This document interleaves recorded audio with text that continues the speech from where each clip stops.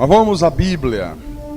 Vamos encerrar a mensagem da manhã, que está dividida em duas partes, né?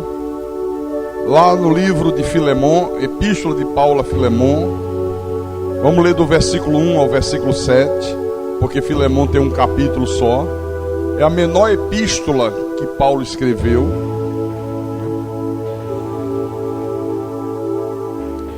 E o tema, para quem gosta de tomar nota: gente boa também se acomoda e pode até não ser filho de Deus. Isso aqui é tremendo, viu? Essa coisa de gente boa, é gente boa, é gente boa. Pois é, mas gente boa também para. Gente boa também esquece de crescer na graça e no conhecimento de Jesus. E às vezes nem é filho de Deus. Todos acharam, todos encontraram? Então acompanhe a leitura do texto sagrado, por favor. Paulo, prisioneiro de Cristo Jesus, e o irmão Timóteo, ao amado Filemon, também nosso colaborador, e a irmã Áfia, e a Arquipo, nosso companheiro de lutas, e a igreja que está em tua casa. Graça e paz a vós outros, da parte de Deus nosso Pai e do Senhor Jesus Cristo. Dou graças ao meu Deus, lembrando-me sempre de ti nas minhas orações, estando ciente do teu amor e da fé que tens para com o Senhor Jesus e todos os santos, para que a comunhão da tua fé se torne eficiente no pleno conhecimento de todo o bem que há em nós para com Cristo. Pois, irmão, tive grande alegria e conforto no teu amor, porquanto o coração dos santos, o coração dos discípulos, o coração dos convertidos tem sido reanimado por teu intermédio. Vamos orar para que o Espírito Santo fale ainda coisas mais profundas ao nosso espírito agora. Oremos ao nosso Deus. Às vezes calo para ouvir a voz de Deus, então medito para ouvir a sua voz. Quão sutileza tocas no meu coração, e grande paz passo a sentir, sinto emoção. Ouvir tua voz quando me exortas, se é preciso. Ouvir tua voz quando me diz que sou contigo. Ouvir tua voz quando me ensinas o que preciso, me faz sentir cada vez mais que sou teu filho. Senhor Jesus Cristo, Santo Deus, Senhor dos céus, Senhor da terra, nós vivemos num mundo tão conturbado, Senhor.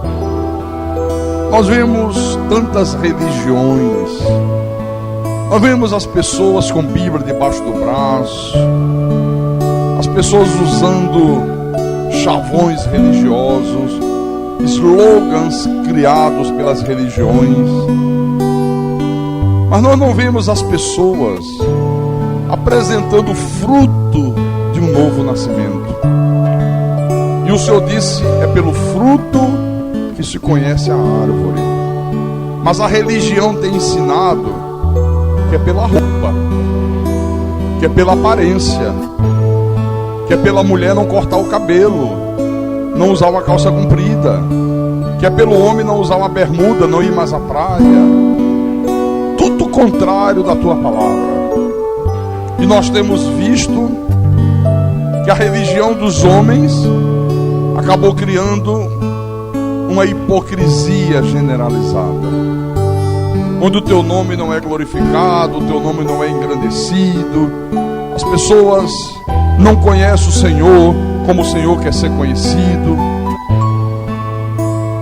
Mas nós, de há muito que nos libertamos disso, meu Deus. Hoje nós entendemos que nós temos uma missão a realizar nessa terra. E a nossa missão é manifestar ao mundo a fragrância do conhecimento de Jesus. A nossa missão é sermos sal da terra, luz do mundo. A nossa missão é esta. E nós queremos cumpri-la, meu Pai. Porque o Senhor só conta com a gente. O Senhor não pode mais contar com Moisés, porque Moisés morreu. O Senhor não pode mais contar com José, com Isaías, com Jeremias, com Ezequias. O Senhor não pode mais contar com Oséias, nem com Pedro, nem com Paulo. Não, o Senhor só pode contar com a gente. Hoje nós somos os instrumentos que o Senhor usa. E nós queremos, Senhor, sermos usados por Ti. Nós queremos sermos instrumentos eficientes nas Tuas mãos. E para isso precisamos zelar pela nossa vida espiritual. Precisamos crescer dia após dia no conhecimento sagrado. Como queremos fazer nessa noite? Fala-nos através do Teu Espírito Santo. Fala ao nosso coração através da Tua santa palavra. Usa-me como Teu pastor, como Teu servo. Dá-me a inspiração, a sabedoria, a capacidade de poder proclamar os Teus mistérios, de poder anunciar a Tua verdade, para que o Teu povo, meu Deus, seja fortalecido e para que o Teu nome seja glorificado. Eu te peço em nome de Jesus, em nome do Senhor, e que todos que creem digam amém e amém. Diga graças a Deus.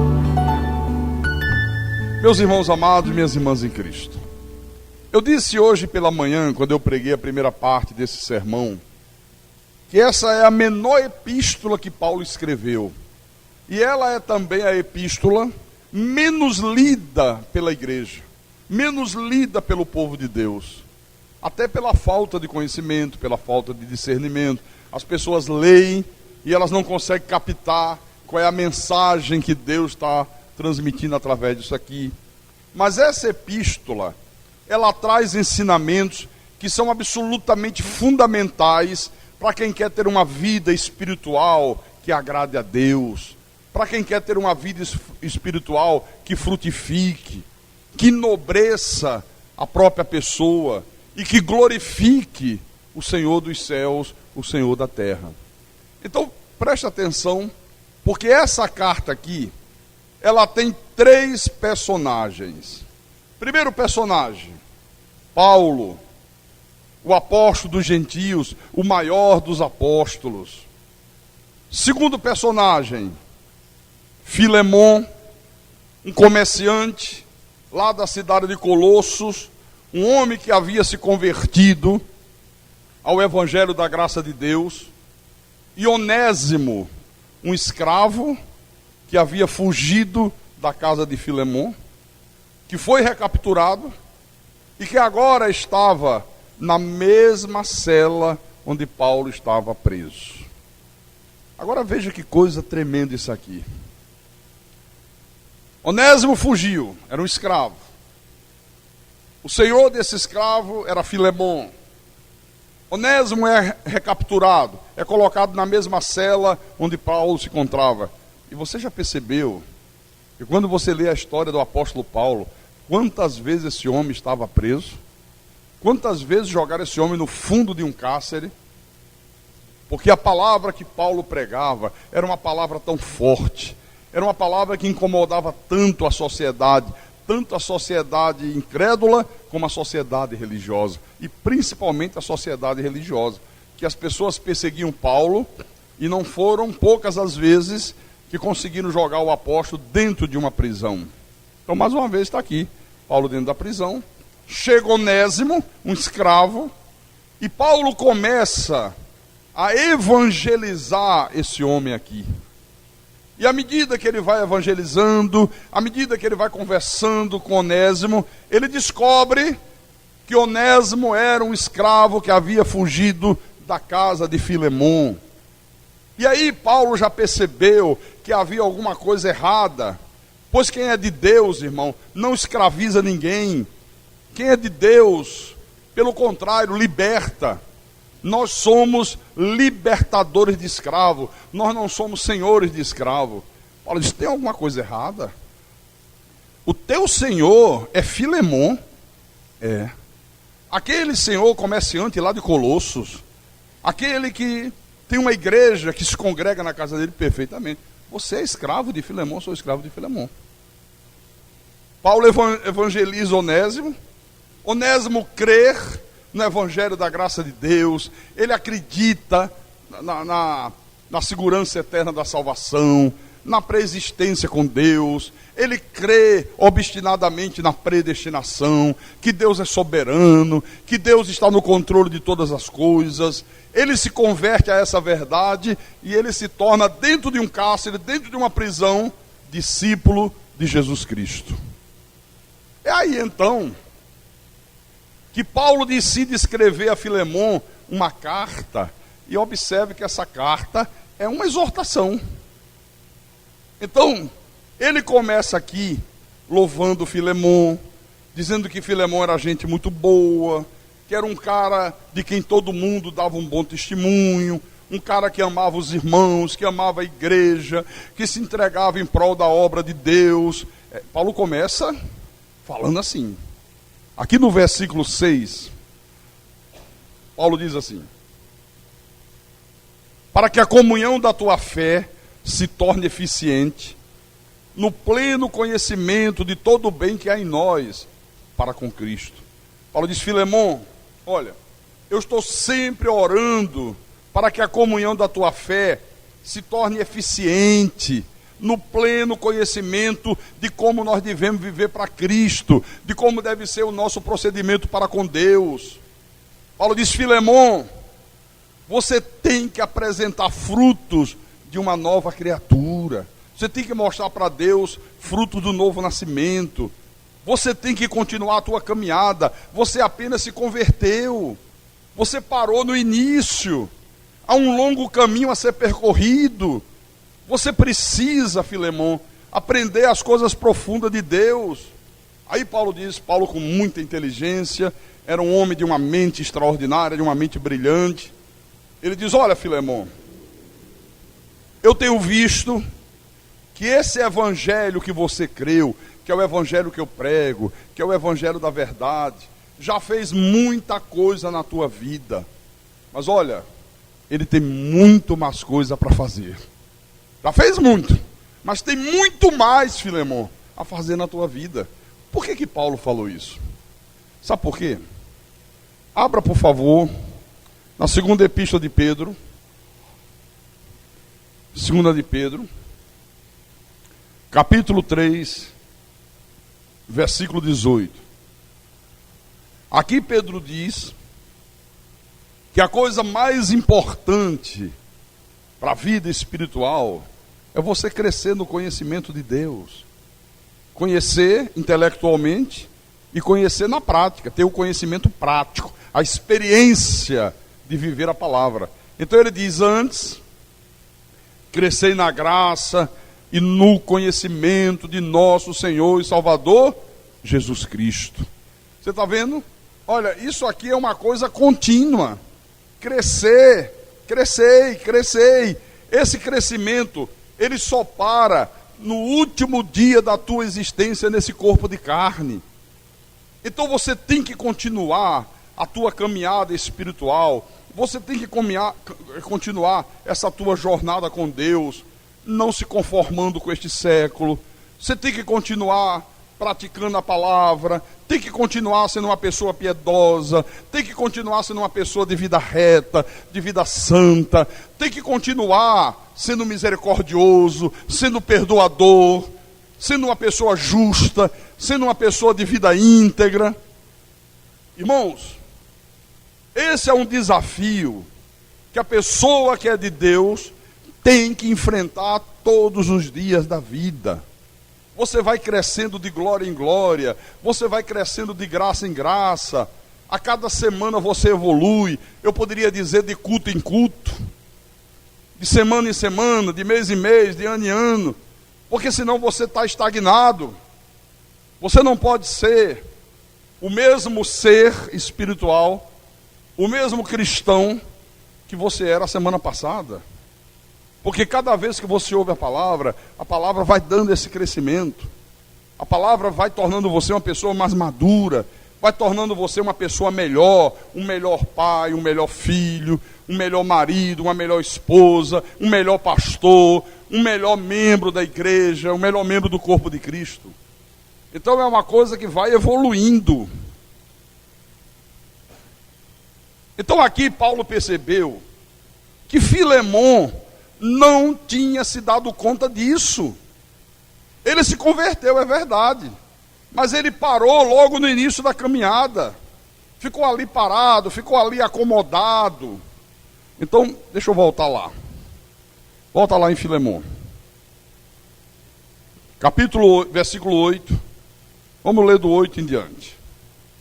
Pois bem, Paulo diz: ainda que eu sinta plena liberdade em Cristo para te ordenar o que convém, prefiro todavia solicitar em nome do amor, sendo o que sou, Paulo, o velho, e agora até prisioneiro de Cristo Jesus. Sim, solicito-te em favor de meu filho Onésimo, filho na fé, filho que foi gerado dentro de uma prisão, filho espiritual, que gerei entre algemas. Ele antes te foi inútil, atualmente, porém, é útil a ti e a mim. Eu te envio de volta em pessoa, quero dizer, o meu próprio coração. Eu queria conservá-lo comigo mesmo, para em teu lugar me servir nas algemas que carrego por causa do Evangelho. Nada, porém, quis fazer, Filemon, sem o teu consentimento, para que a tua bondade não venha a ser como que por obrigação, mas de livre vontade. Pois acredito que ele veio a ser afastado de ti temporariamente, a fim de que o recebas para sempre, não como escravo, antes, muito acima de escravo, como irmão caríssimo, especialmente de mim, e com maior razão de ti, quer na carne, quer no Senhor. Agora Paulo diz assim: Filemon, apesar desse cara gente boa que você é, olha, tem coisas que ainda precisam ser consertadas na tua vida, porque você é gente boa, mas não é tão gente boa como devia ser. Você é um cara convertido, você é um cara que obedece a Deus, mas que não tem obedecido tanto quanto devia obedecer. Aí é quando Paulo diz: olha, Filemon, o negócio é o seguinte, está aqui na prisão junto comigo um rapaz chamado Onésimo, e eu descobri, conversando com Onésimo, que ele é um escravo fugido da tua casa. Eu evangelizei aqui no cárcere, eu falei de Jesus aqui na prisão, eu preguei para ele essas verdades eternas, ele creu na palavra, ele teve uma experiência maravilhosa com Deus. Olha, Filemon, Onésimo se converteu, agora o teu escravo é um discípulo de Jesus Cristo. Só que agora ele não quer nem ouvir falar de você. Quando fala no teu nome, Filemon, olha, ele fica gelado, ele fica cheio de medo, ele mostra uma expressão de pavor no rosto, ele fica desesperado, Filemon, quando fala de você. Eu disse para ele: Onésimo, você se converteu, você está batizado com o Espírito Santo, você é uma nova criatura, eu estou vendo os teus frutos espirituais, só que está chegando a hora que vão te levar de volta para Filemon. Porque você é um escravo fugido, você foi recuperado, capturado, você tem que ser devolvido ao teu Senhor. Quando eu falei disso, Filemon, ele gelou todo. Olha, ele ficou frio, ele suava frio, ele ficava tremendo de medo, de angústia, ele entrou em pânico. Por isso, Filemon, que eu estou te escrevendo essa carta. Eu estou escrevendo para dizer para você que você já sofreu mudanças extraordinárias na tua vida. Mas olha, querido, você precisa mudar muito mais. E quem sabe Deus esteja falando com algum Filemon aqui nessa noite. Quem sabe Deus esteja falando com um homem e com uma mulher aqui nessa noite, que já sofreu mudanças. Mas Deus está dizendo, você precisa mudar muito mais. Filemon, você está fazendo aquilo que Deus manda na sua palavra, mas você ainda não está fazendo o suficiente. Você não está obedecendo o suficiente, porque se você estivesse obedecendo o suficiente, você não causaria tanto pavor quanto você tem causado na vida desse homem. Esse homem fica apavorado quando fala de você. Porque é uma coisa estranha, não é? Era para ele sentir paz, era para ele sentir conforto quando falasse de uma pessoa de Deus. Mas Onésimo ficava desestruturado. Então Paulo disse, olha, tudo isso que eu estou falando, Filemon, é para abençoar a tua vida. Interessante, né? Você diz assim, pastor, mas isso que o senhor está falando aí não está aqui na Bíblia. É verdade. Não está diretamente, mas está de uma forma indireta. Tudo isso que eu estou dizendo está nas entrelinhas, está absolutamente implícito nessa carta aqui. Por isso que Paulo era tremendamente inteligente.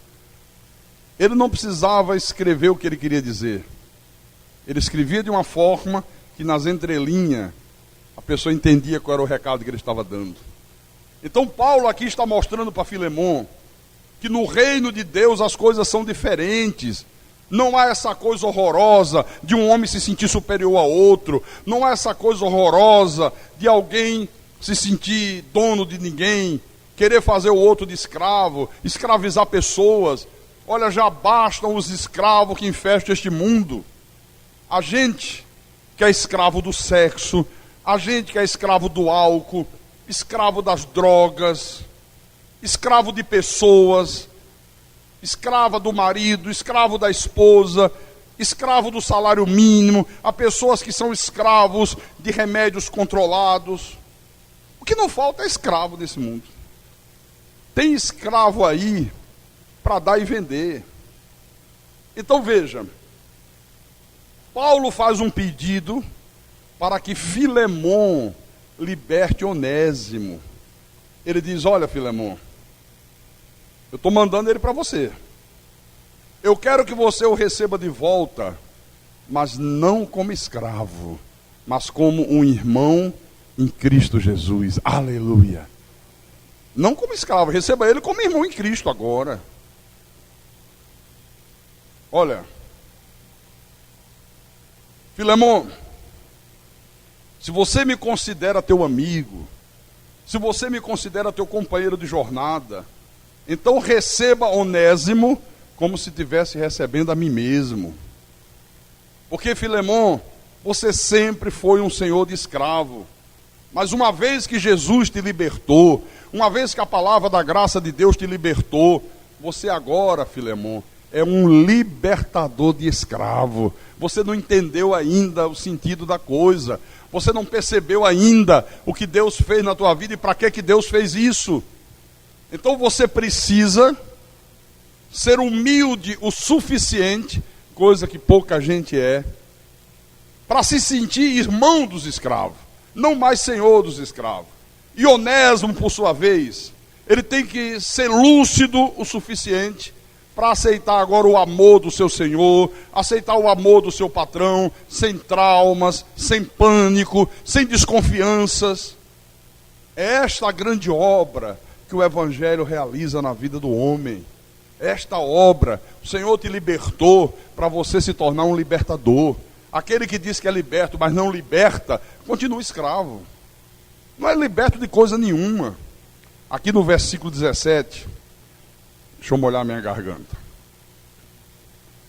Paulo continua a sua carta e diz: se, portanto, me consideras como companheiro, recebe-o como se fosse a mim mesmo.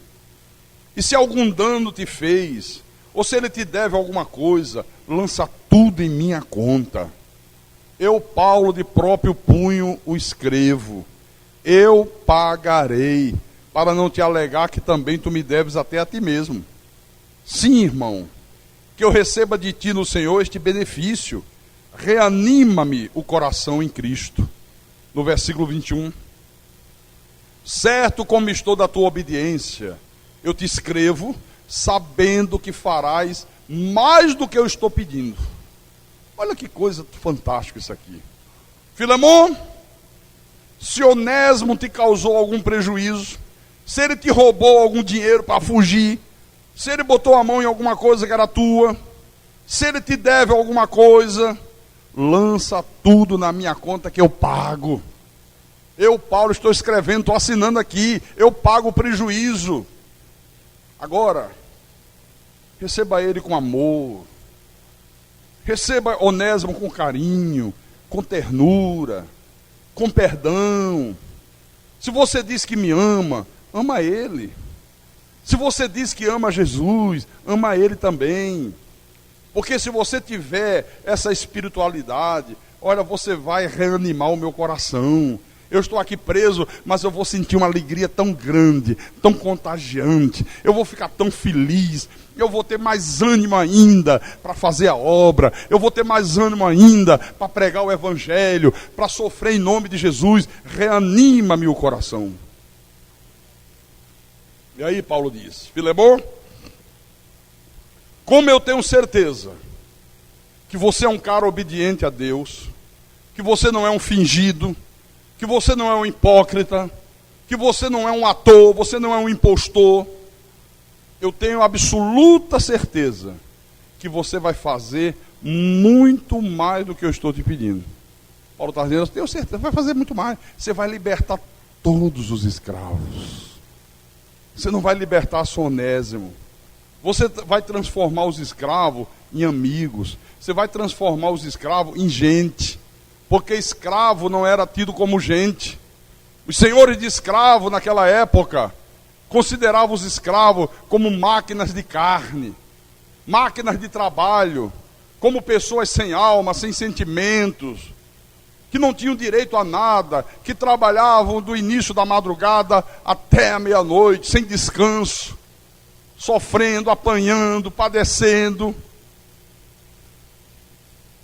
Então, meu irmão, muito cuidado, porque gente boa também para no caminho, e às vezes nem filho de Deus é. Às vezes é gente boa, se converteu ao evangelho, mas o cara estacionou.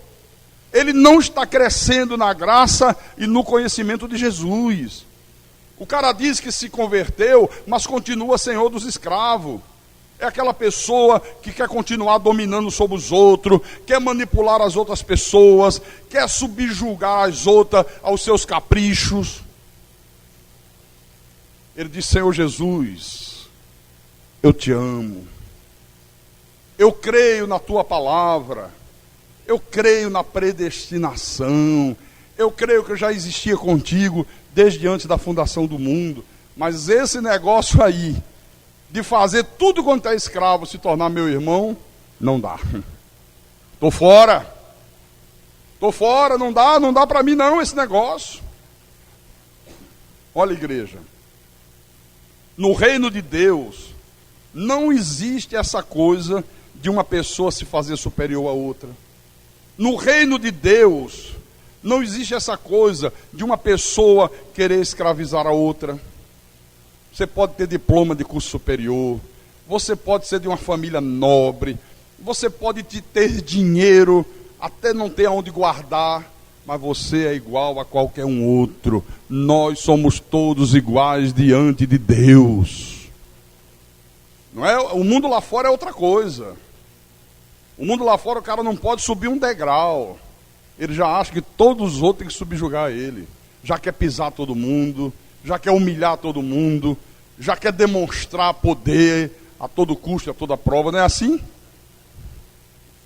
Agora veja uma coisa. Às vezes a pessoa é gente boa, mas ela nunca se converteu. Não tem humildade, não tem amor, não tem compaixão, não tem misericórdia, não tem vida de santidade, não tem nada.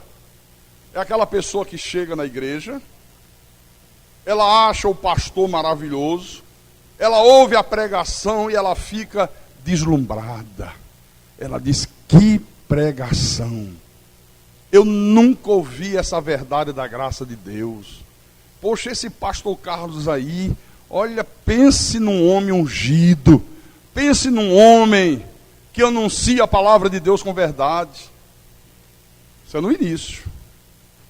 Passado alguns meses, já se acha no direito de julgar o pastor. Já começa a achar que sabe mais do que o mestre. Já muda o comportamento. Já se julga o mais perfeito, já se julga muito justo, já se julga uma pessoa muito espiritual, muito bondosa. E aí diz: sabe de uma coisa? Não estou concordando com isso, com aquilo. Vou mudar de igreja. E muda de igreja. Já muda de igreja. Ele diz: eu acho que o pastor devia fazer assim, assim e assim. Quer dizer, o cara já começa a querer fazer o papel do Espírito Santo. Ele já começa a querer ocupar o lugar de Deus. Porque, irmãos, quem dirige a vida do pastor, quem dirige o ministério de um pastor, não é nem o próprio pastor. É aquele que é soberano. O Deus Todo-Poderoso é que é o pastor dessa igreja, não sou eu. O pastor dessa igreja é ele. Se ele quiser me tirar hoje, ele me tira. Se ele quiser colocar outro no meu lugar, ele coloca. Ou você duvida disso? Ou você acha que eu digo: daqui não saio, daqui ninguém me tira? Você pensa que é assim?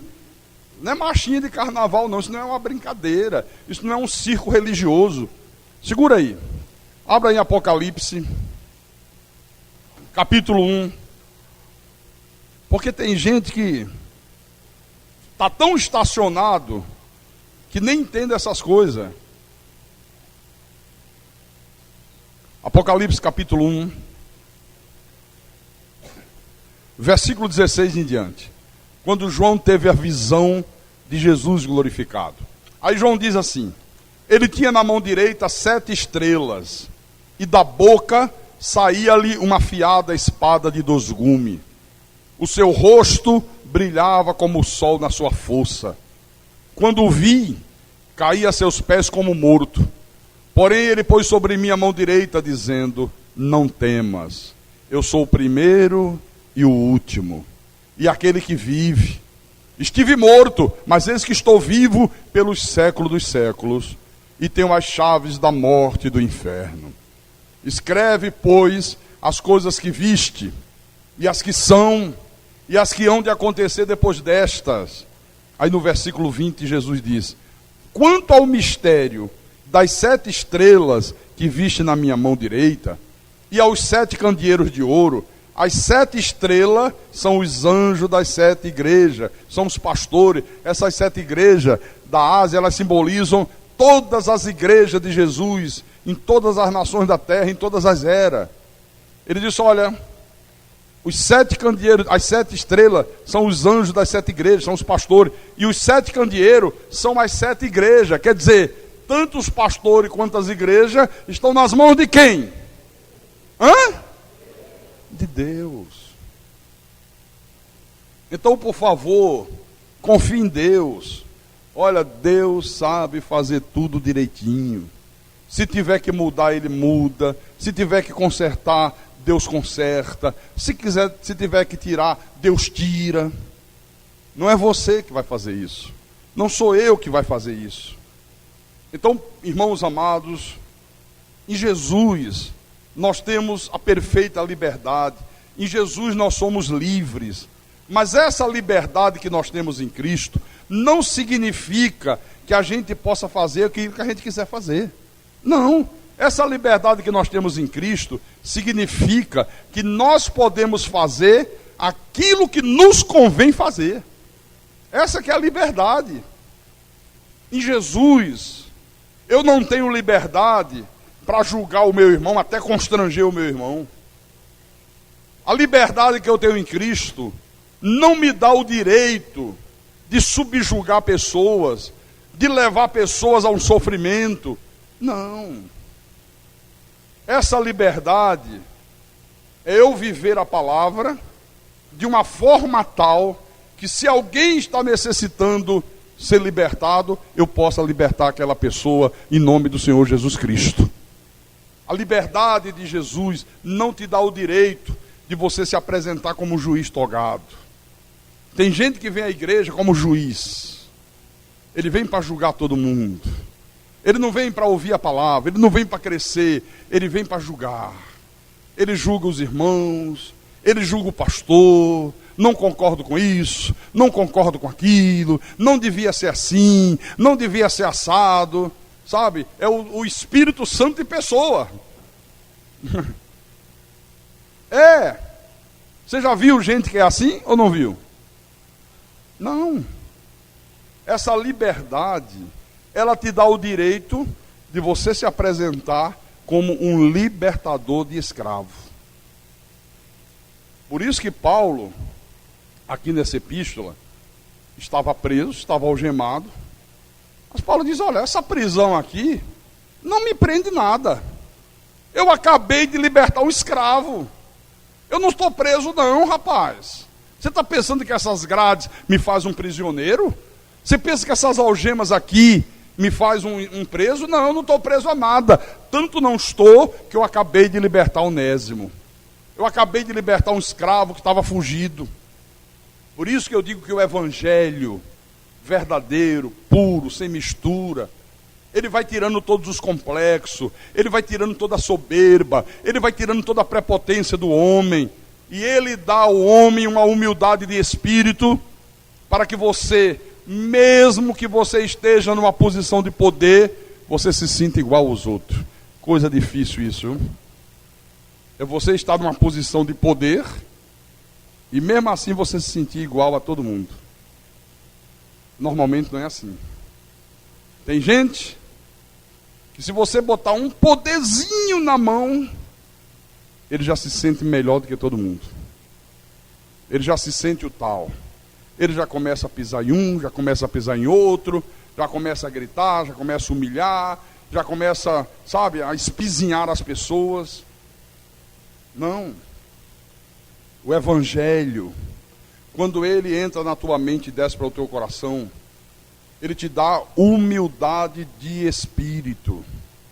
Quantas vezes eu ensino a ministros, a diáconos, diaconisa, pastores, e digo para eles, olha o meu exemplo. De vez em quando está o pastor embolando o pé com mão, e problema de relacionamento, e dificuldades, e 1000 reclamações, e eu digo, por que você não é humilde? Veja como eu me relaciono com as pessoas. Veja como é que eu trato as pessoas. Eu sou o líder do ministério, mas eu tenho humildade de espírito para me sentir igual a qualquer um de vocês. Nós somos iguais diante de Deus, em nome do Senhor Jesus Cristo. Então, o segredo é você crescer na graça e no conhecimento de nosso Senhor e Salvador Jesus Cristo. Abra em Provérbios, vamos lá no Velho Testamento. Provérbios capítulo 3. Provérbio capítulo 3, versículo 13. Marque aí na tua Bíblia. Porque diz assim: feliz o homem que acha sabedoria, e o homem que adquire conhecimento. Quer dizer, quem é a pessoa feliz? A pessoa que acha sabedoria, que é sábia. A pessoa que adquire o conhecimento de Deus. É disso que Salomão está falando aqui, no capítulo 4. versículo 11 em diante, ele diz: no caminho da sabedoria te ensinei, e pelas veredas da retidão te fiz andar, e andando por elas não se embaraçarão os teus passos, se correres não tropeçarás. Retém a instrução e não alargues, guarda-a, porque ela é a tua vida. Não entres na vereda dos perversos, nem sigas pelo caminho dos maus. Que coisa espetacular, que coisa maravilhosa. Olha, quando você faz isso aqui, você está crescendo na graça e no conhecimento de Jesus Cristo. Tremendo, né? Foi isso que Paulo disse. Olha, Onésimo parou. Onésimo se converteu, mas ele estacionou. Ele não procurou crescer no conhecimento de Deus. Se ele tivesse procurado crescer no conhecimento de Deus, ele não teria mais escravo na sua casa. Ele não andaria no caminho dos perversos. Quem tem escravo são os perversos, são os ímpios, são os incrédulos. Quem maltrata as pessoas são aqueles que não têm Deus. Paulo disse: eu vou exortá-lo. É gente muito boa, mas não tão boa quanto deveria ser. Essa é a mensagem. Versículo 20. Agora o Espírito Santo diz: filho meu, atenta para o jejum. Não. Desculpa. Para as vigílias.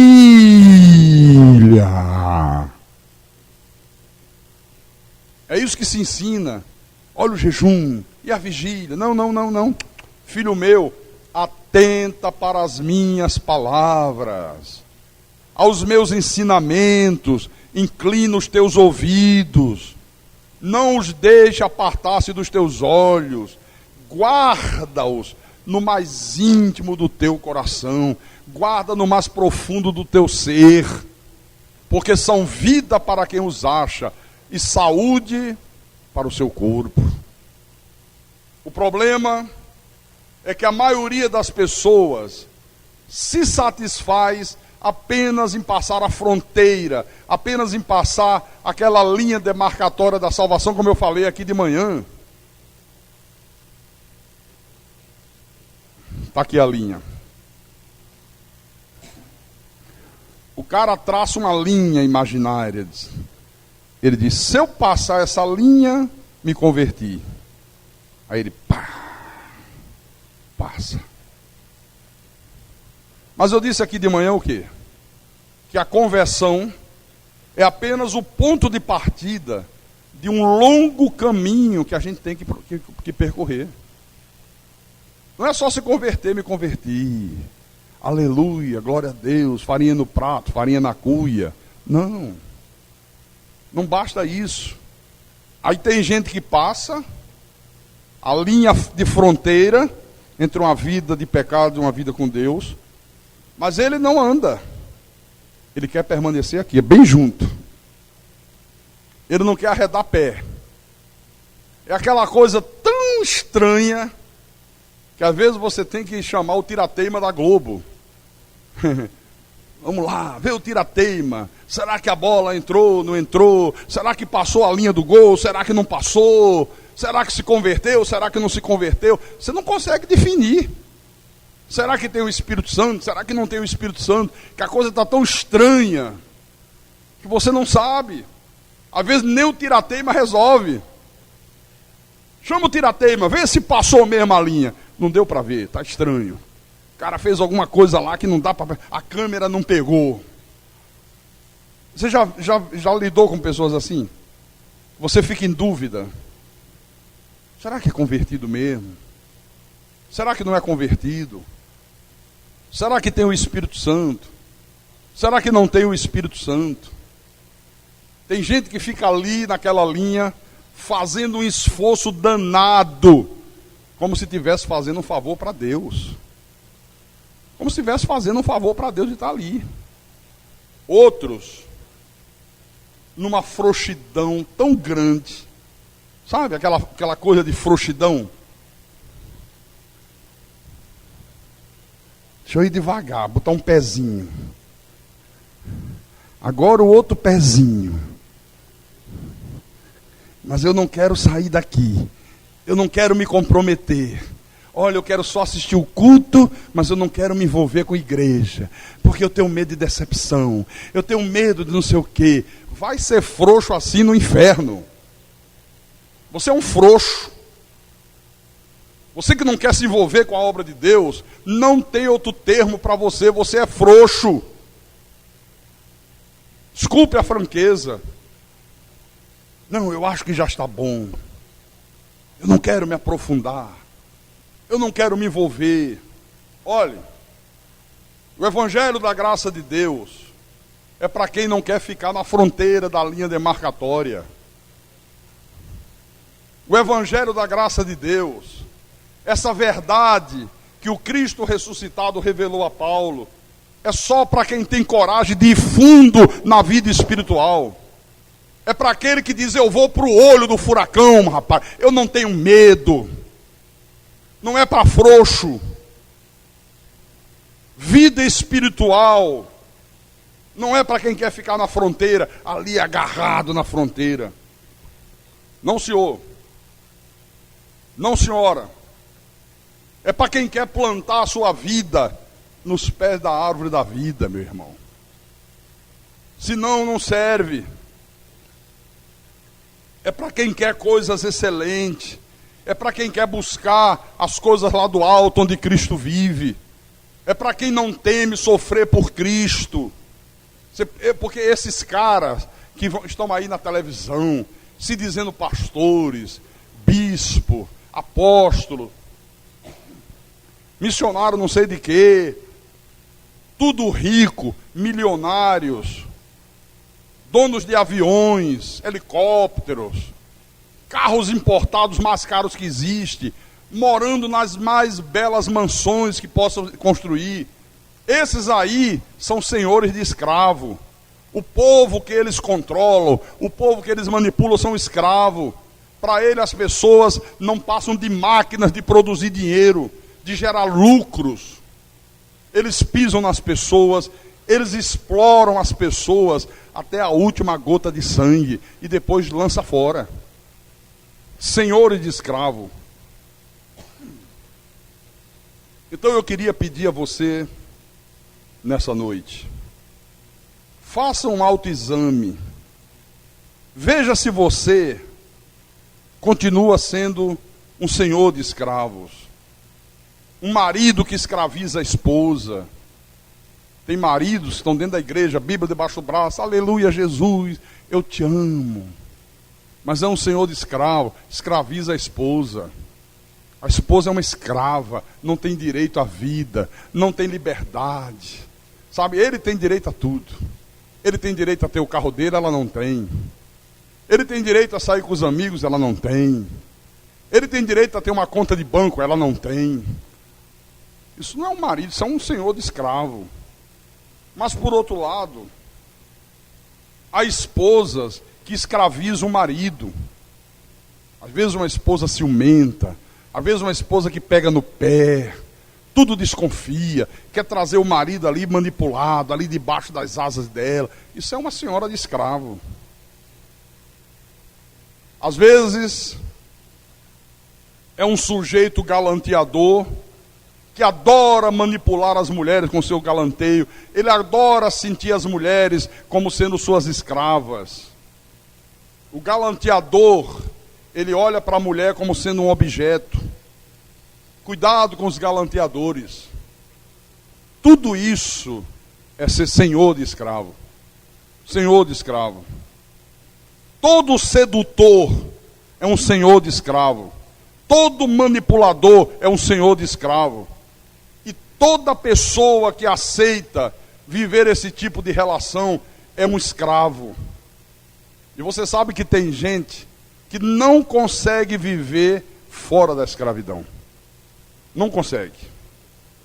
Não consegue viver sem um marido escravizador. Não consegue viver sem ter um galanteador barato, pegando no pé, seduzindo, com palavrezinhas, sabe, vagabundas. Essas coisas que esses galanteadores baratos usam. Tem gente que não consegue viver sem isso. Outro não consegue viver sem ter um amante na vida. Muitas das vezes uma mulher doida, ciumenta, sabe, descontrolada, mas o cara não consegue viver sem isso. Arranja uma, acaba, ele diz, não consigo, estou sentindo falta, eu preciso de um amante. Quanto mais doida, melhor. Quanto mais histérica, quanto mais nervosa, mais eu gosto. Você já viu pessoas assim? Eu já vi. Gente que não consegue viver sem uma angústia na alma, sem uma opressão na vida. Por isso que você vê gente que sofre, não sai dali. Geme, não sai dali. O que é isso? Pessoas que são viciadas em escravidão. Mulher que apanha do marido e diz assim, como é que você aguenta isso? O cara te arrebenta de pancada, o cara acaba com você, você está com um olho desse tamanho, quebrou teu nariz, você... vou largar esse desgraçado, esse vagabundo não vale nada. Daqui uma semana está lá ela agarrada com o cara. Me bate mais. Semana passada foi o olho direito, agora faz no esquerdo.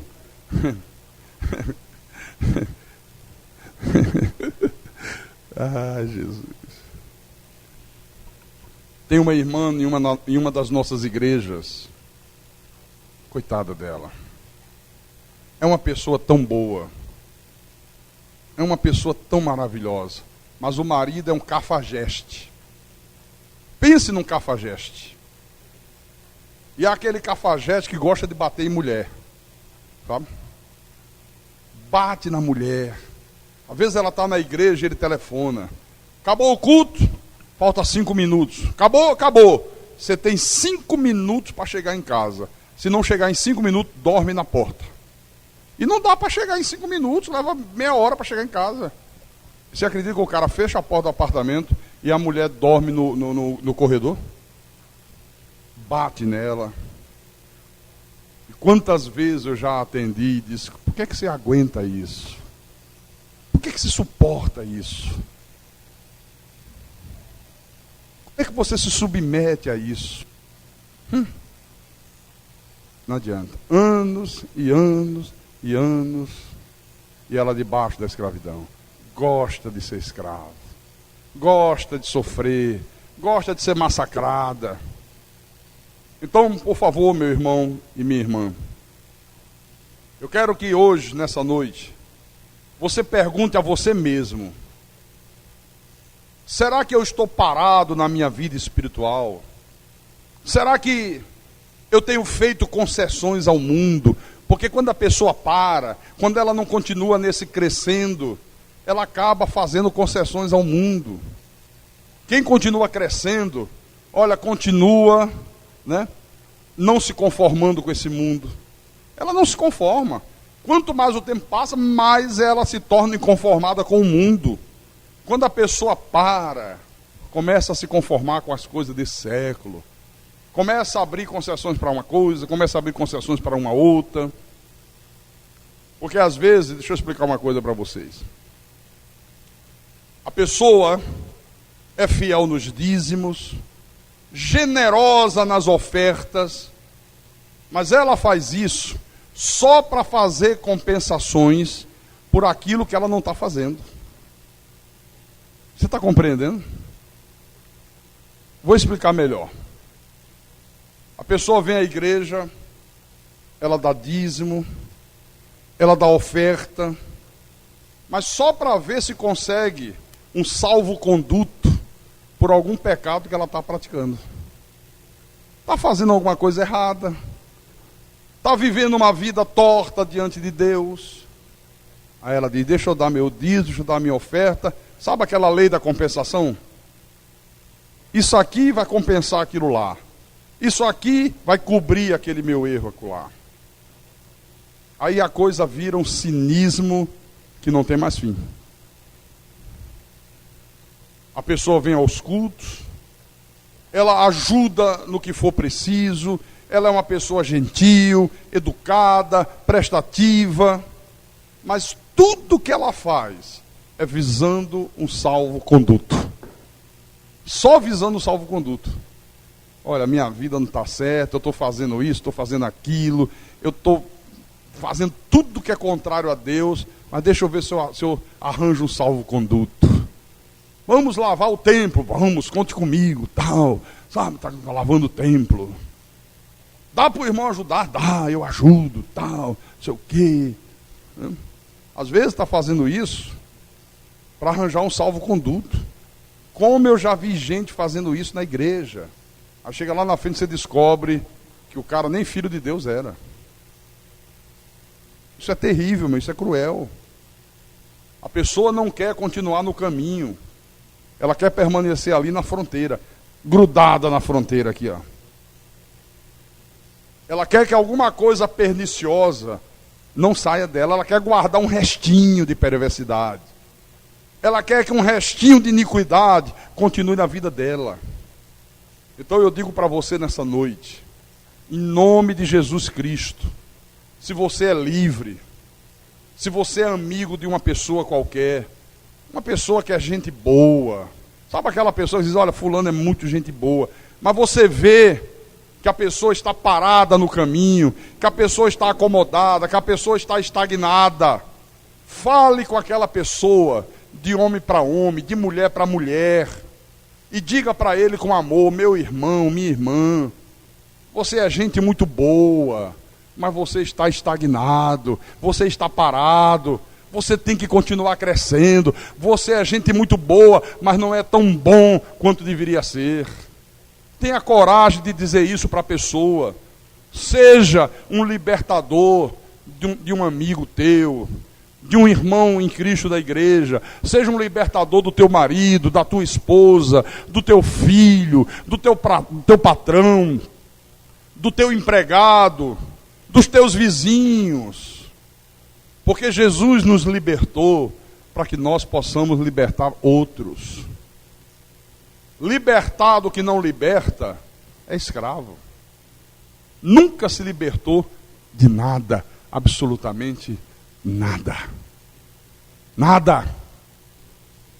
Onésimo, convertido, mas continuava cheio de escravo. Onésimo não, Filemon. Filemon convertido, um exemplo, mas continuava falando palavrão. Filemon convertido, mas continuava mentindo. Continuava comprando e não pagando, dando golpe nas pessoas. Convertido, mas continuava desejando tudo quanto era mulher que passava nas vistas dele. E às vezes a pessoa é assim porque ela não tem conhecimento de Deus. Ela não tem conhecimento. Aí Paulo disse, olha, querido, você está parado. Você está estagnado, você está estacionado. Se você tivesse continuado a tua caminhada, se você tivesse continuado crescendo na graça e no conhecimento, você não seria uma pessoa que causa tanto pavor em Onésimo quanto você causa. Ele não teria pavor de você, ele não teria tanto medo, ele não teria tanto desassossego só de pensar na possibilidade de voltar para a tua casa. Ele ia sentir alegria de sair da prisão e voltar para a tua companhia. Então conserta a tua vida, Filemon. Você é muito gente boa, mas não é tão gente boa quanto deveria ser. Você é muito fiel a Deus, mas não é tão fiel quanto Deus espera que você seja. E isso acontece com muita gente. Quem sabe com alguém que está aqui nessa noite. E Deus está dizendo, conserta a tua vida. Cresça na graça. Cresça no conhecimento de Jesus. Não fique estagnado. Não se limite apenas a encher a tua cabeça de um conhecimento intelectual, mas pratique. Tem gente que conhece a graça de Deus do início ao fim, do fim ao início. De cabeça para baixo, de cabeça para cima. Mas só conhece intelectualmente. Decorou, aprendeu. Mas na hora de ser misericordioso, não é misericordioso. Na hora de ser bondoso, não é bondoso. Na hora de ser perdoador, não é perdoador. Na hora de viver uma vida santa, não vive uma vida santa. Mas conhece tudo aqui na cabeça. Não é conhecer aqui na cabeça. É conhecer aqui e aqui no coração. Praticar a palavra. Viver a palavra. Porque senão, talvez nem filho de Deus seja. E quem tem ouvidos para ouvir, que ouça o que o Espírito falou à igreja nessa noite, em nome de Jesus e para a glória do Todo-Poderoso. Aleluia. Fique de pé, feche os teus olhos, curva a tua cabeça.